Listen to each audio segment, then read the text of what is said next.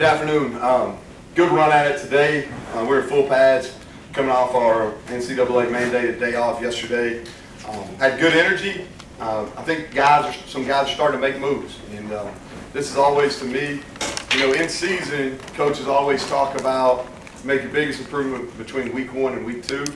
I kind of agree with that during the season, but I think your biggest overall improvement as a football team actually happens between your first scrimmage and your second scrimmage. So we scrimmaged our first time on Saturday. Our second one's going to be Friday night under the lights. And so I think this is when we've got to make our biggest improvement. And we had a bunch of team reps on Monday in the stadium. Wednesday, today, we're in the stadium for a bunch of team reps. Let y'all stay a couple periods so y'all can see some of it. And then tomorrow's going to be some speed work, and then Friday we're going to get after it. And this is going to be our biggest scrimmage of the year. It'll decide Friday night. We'll decide, kind of who we're going to play with and who we're not going to play with early on. We'll have a little kicking scrimmage probably on Tuesday. With that, I'll open it up for questions. Specifically, what do you like? What's jumping out? Yeah, I think our guys are eager to practice. I think we have a really good mentality about practicing. Like, I haven't had to jump start them the last 2 days, Monday and today, and they knew. I told them up front, hey, this was going to be a deal where I wasn't going to jump start you. Our coaches weren't going to jump start you.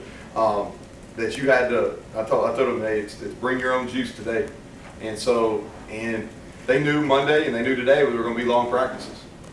Day before an off day, day after an off day, they knew we were going to get after it, and they had really good energy. Both of these practices on Monday and Wednesday. Some ebb and flow, and that's really what you're looking for when you get into a camp or a spring ball situation. If everything's one-sided, you really start to worry. We've had some positive plays. I think the couple things is offensively we've got to be able to run the football better. Defensively, we've got to keep the ball in front of us better. Those are two important pieces coming out of the day. This time of year, as you say, you're figuring some things out. So you start narrowing down depth charts. You start shuffling lineup a little bit. So really the deal is if guys are ready to play, okay, let's take a transfer or a freshman or maybe a redshirt freshman. If they're ready to play, then we got to figure out, okay, they're physically ready to play. They're able to take the everyday of college football. Now, how can we best utilize them? How can we put them in the best possible position? Okay, so we're trying to shuffle our O-line. We're trying to figure out how we can get our best 5 players out there. Y'all probably saw that today. We're trying to shuffle our receivers around a little bit. I feel probably really good about 4 of those guys up front. I'm not going to get into names, but I probably feel really good about 4 of those guys up front. And we got to find a 5th one. Who's going to be our 5, 6, and 7? At receiver, I feel really good about our first group, not necessarily about our 2s. Our 2s they've got to make plays. Quarterback battle's still up in the air. I think all 3 of those guys did some good things today, but they put us in some bad spots as far as taking sacks and turning the football over. So we've got to get better at that. Defensively, really, I've got a good feel of what our 2 deep is on the D line. I think we're going to be versatile on the D line. You've got to have a couple extras. So I think we got to get up towards 8 to 10 guys that can be ready to play. I like our first group of linebackers. I think our second group of linebackers are coming on. Safety is a position that every rep we get is going to be important between now and then, just because we've got so much inexperience at that position. I think the older corners have played well. We need those younger guys. The Mayos, the Fortunes, those guys got to keep coming because we're going to need those guys. People surprised by what you're getting out of your D-line, or did you expect that? No, I think system-wise, the system that they're running right now fits them. It's a little bit of an undersized group, so we're moving them. I think Jordan Leslie does a really good job from a fundamental standpoint, coaching those guys and getting them to play hard and getting them to play with their hair on fire. I think that's a big piece of defensive line play in general. It's just getting those guys to play full speed every single rep with great hand placement and great pad level. And I think he's getting that done. So I'm not overly surprised. I thought you could see those guys getting better. You could see them getting better as we went through the spring, and I think it's continued in fall camp. Neal, health-wise, where you guys at? I know it's been a little bit of time. We're not in too bad a shape. I think we got a couple of guys beat up today. We got a couple of guys that are fighting some shoulders that If it was a game day, they could play. They were limited in practice. But I think at this point, knock on wood, we're in pretty good shape from a health standpoint. You mentioned your offensive line. There were some significant shuffles there. Did you like what you saw out of that I think it's, we moved them. Yeah, we moved Sills around a good bit on Monday. wasn't real happy with what we got out of our really our center and position in the scrimmage on Saturday. So we moved some people around.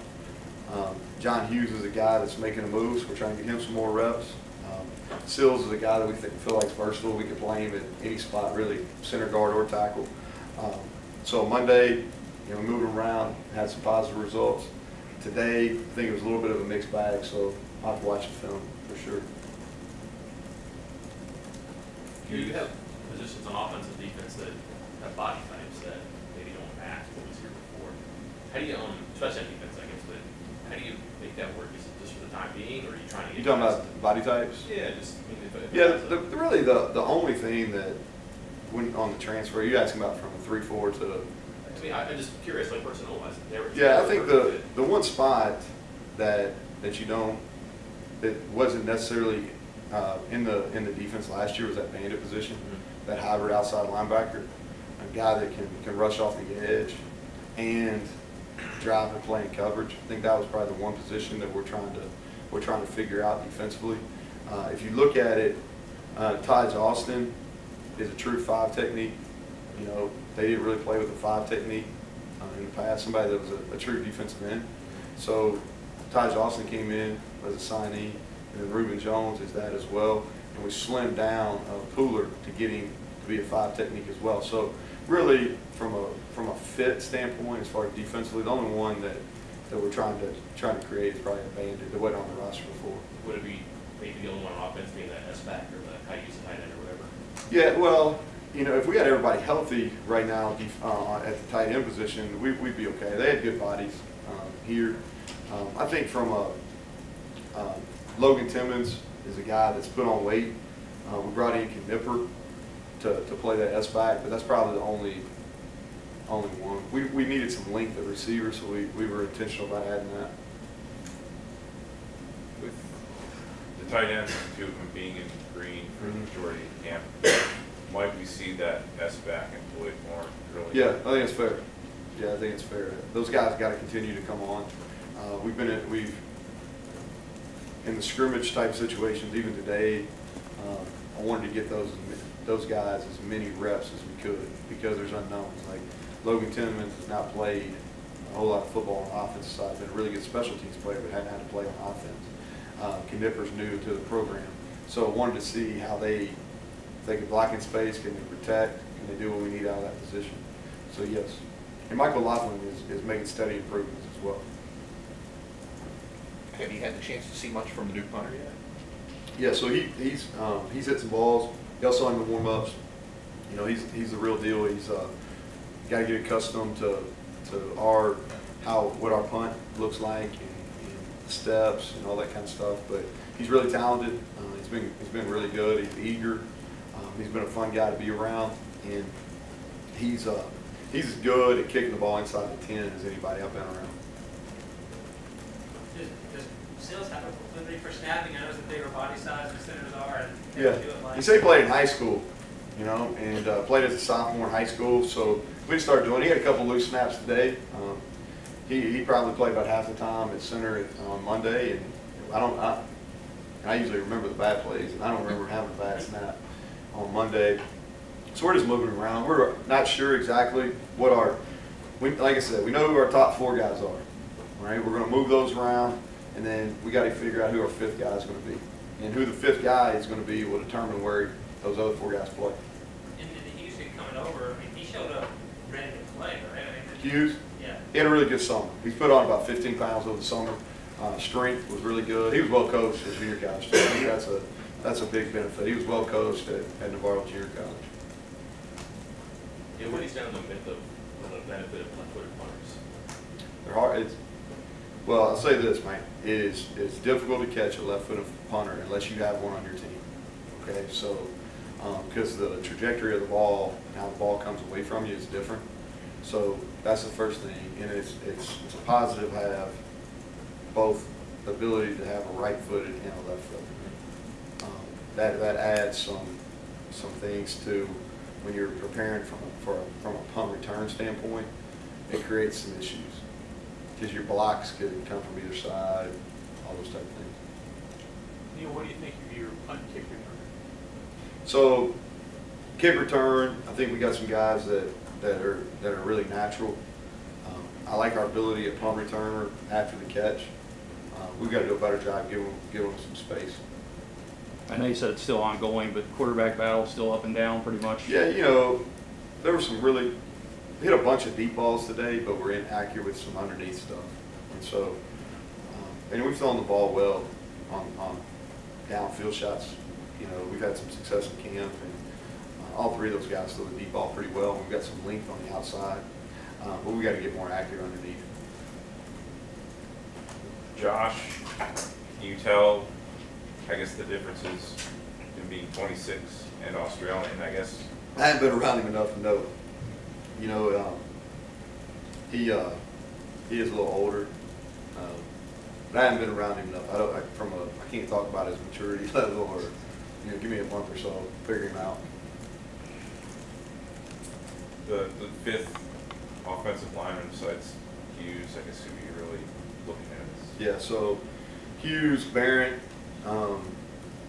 Stilley's a guy that y'all haven't heard me say his name much, but every time we put him in a situation, he performs well. Really does. He's not overly tall, but he's got really long arms. His arms are really long for a guy that's 6'1", 6'2" at most. He knows the offense up there probably as well as anybody. Those would be the two main guys right now, probably. How do you feel about the camp that Evan Staley's had? Yeah, my expectation is really high for Evan, so my expectation he makes every kick, so he hasn't made every kick, so. But I think he's been solid. He's been really good at kickoffs, field goals. We've worked him with a couple of different holders. That's the other thing with Josh, nobody really talks about, but he's a 3-year starting holder at LSU. So he's really kind of solidified that spot as well, and that was something that went into our decision making, because he's an experienced holder. We didn't have anybody on our roster that ever held in a game. And so he's kicked better since he's got with a consistent holder. So I'm pleased with him. Can he be better? Yes. With the NCAA rules limiting fall practice or preseason camp practice, have you gotten as much done? Yeah, you just have to. You really have to take full. You really have to take the walkthroughs. You got to get the most out of your walkthroughs. You have to. And it's about mental reps. I get the rules. I'm not going to complain about them. I get them. Similar thought process when we talked about the transfer portal. I'm not in a mode of creating legislation. I want to know what the rules are, and then we'll play by them, and we use them to the best of our ability. And that's what we're doing. We'll practice every time they allow us to practice. Every time, if they say we can scrimmage, we'll scrimmage. After that, we're going to get the most out of these walkthroughs and these meetings we can. They give you enough time. They give you enough time. I'll tell you the rule, that suggestion I would make. I wish we could do OTAs. I wish we could do an OTA. I've been watching the NFL Network at night, and they have those practices where they bring, I saw where the Bills and the Panthers, saw a picture of David and Will together, and they do those practices. Well, I think at college, you should be able to do that. I think that it doesn't matter if it's a FCS school or a Division II school. I think you'd be able to come up and in a controlled setting, be able to do 7-on. Maybe it's not a full scrimmage. I'm okay with that. Maybe you can do a 7-on-7 period. Maybe you can do a blitz pickup. Maybe you can do some team periods that are controlled where you're not going against your own guys. Because to be honest, in college football, if anybody tells you anything different, I don't know. I don't know about it. Because when you go against yourself every single day in the spring and every single day in fall camp, you don't really know. Like, if you don't score on offense, is that because you're really good on defense or because you're really bad on offense? I don't know. You know what I mean? Like, if you score every time, does that mean you're really good on offense or not very good on defense? I don't know. You know what I mean? So, I don't know how I got on that, but anyway. Anybody else? Hey, Neal, so if this week is the best improvement from scrimmage 1 to scrimmage 2. It needs to be. Yep. Next week, obviously, no game, it's not game week, but it's classes are underway. So what is your normal process as to what has to happen next week? Fall camp cutoff is on Wednesday. First day of school, we'll give them off. That'll be our off day next week. So fall camp is cut off on Wednesday. Monday, we'll have a really good practice, very similar to what you saw, or what we had today. Y'all saw the beginning of it, but it continued at that same pace. And then on Tuesday, we're going to get a bunch of special teams, a bunch of live special teams work. And then we'll get some young guys, some tackle reps, some guys that maybe hadn't got as many reps. That'll happen on Tuesday, off day on Wednesday. Then JMU prep will start on Thursday, and then we'll do a mock game on Saturday. Take the guys. We got so many guys that played, so I think it's important to do that. Do you have a number you need for a game? As far as what players? 70 people, you play with 50? No, I don't.